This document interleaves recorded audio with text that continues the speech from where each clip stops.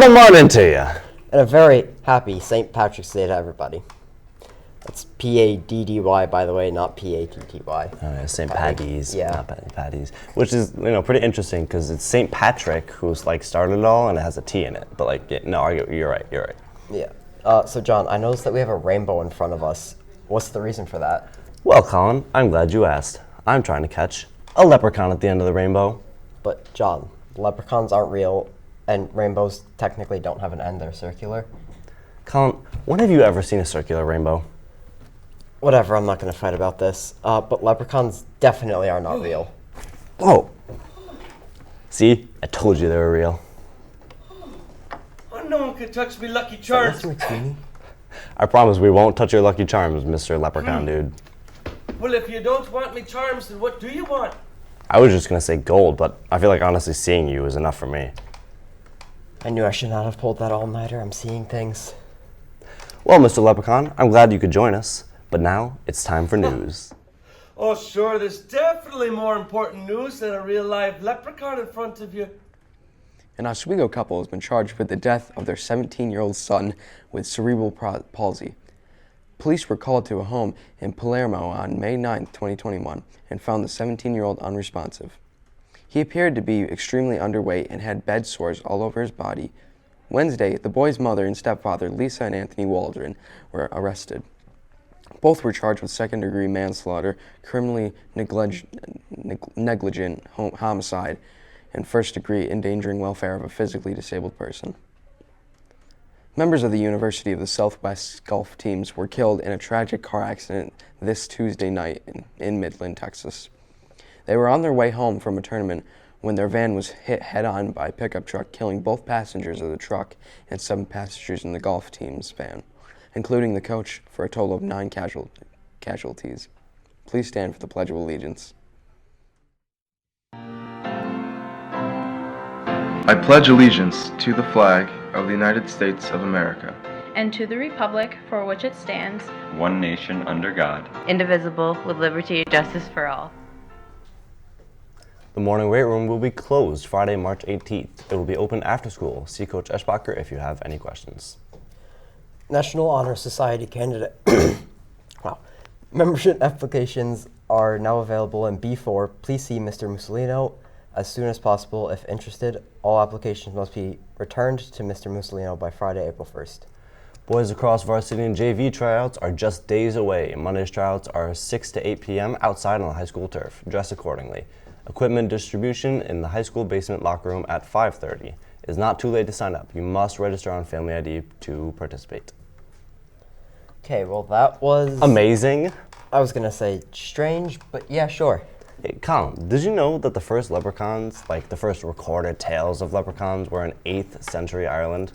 They were said to be water spirits who merged with fairies to create the heavy-drinking, tiny green, Lucky Charms-loving leprechauns we know and love today. The Irish are known for storytelling and have some of the most interesting tall tales in the world.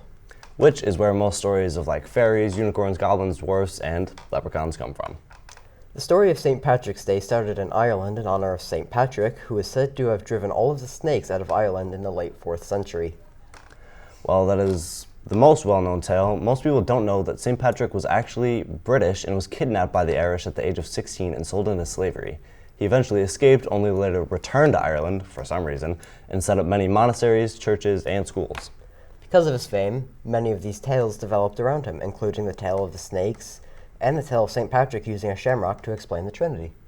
But more facts on St. Paddy's Day after weather.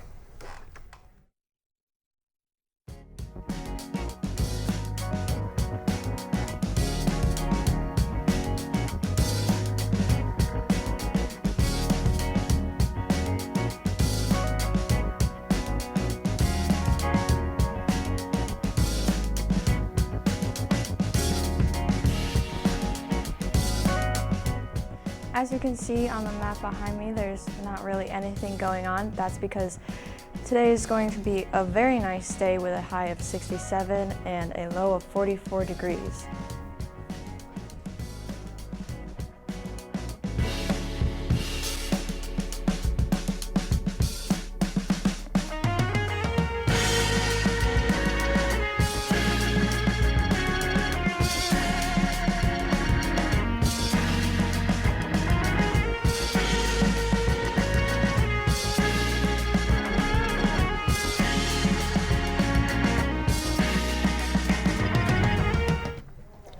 sure that many of you know that last week was the St. Patty's Day parade in the city of Syracuse. But it wasn't just here. St. Patrick's Day is actually celebrated all over the world, from the US and Ireland all the way to Argentina, Germany, and even all the way to Russia. The first parade was actually held in Boston in 1773, followed by, those are some pictures of us marching in the parade, followed by New York City in 1776. The city of Chicago, however, holds the biggest parade every year with around 2 million plus spectators. Chicago is also well known for dyeing the Chicago River bright green every single year. And speaking of the parades like you saw in those pictures, Colin and I for the past 7 or so years have actually marched in the Syracuse parade with our grandpa and the AOH, aka the Ancient Order of Hibernians. That's the Chicago River there, by the way. The AOH is basically just a whole bunch of Catholic Irishmen that hang out. Yeah, more or less, yeah, pretty much. Also, John, you've done some Celtic sports, right? Yeah, I did things like, we do like caber toss, archery, axe throwing, stone throwing, all sorts of fun stuff. Yeah. Well, speaking of sports, I wonder how our school sports are doing. Yeah, me too. How about we head over to sports and see what Ellie has to say?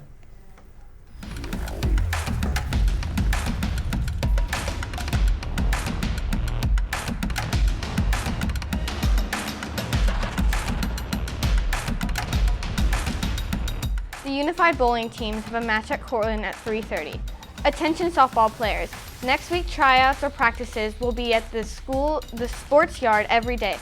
There will be shuttles from the high school to practice, but you need to get a ride home from the sports yard. Shuttles Monday and Friday will leave the high school at 3:30. Shuttles Tuesday through Thursday will leave the high school at 4:10. Catch the bus at the entrance to the small gym area. And make sure you check out the Descendants at the middle school. It is tonight, Friday, and Saturday. And I'm Ellie with your sports. You know, for all those years that they dyed the Chicago River green, you'd think they could dye it blue. It's kind of brown sometimes. Yeah, you got a point there. So, as I'm sure you guys could tell, me and Colin have some pretty deep Irish roots. Deeper roots than Lucky Charms? I mean, I'd like to think so, yeah. Cool. Well, I hope everyone maybe learned a little something about St. Patty's Day. And if you didn't, that's okay too. On that note, we wish everyone the happiest of St. Patrick's Day and look forward to tomorrow's show, which celebrates Holy. Oh, you think you're all big and bad because you're so much taller than me, huh? Well, I'll have you know I've got some magic right there.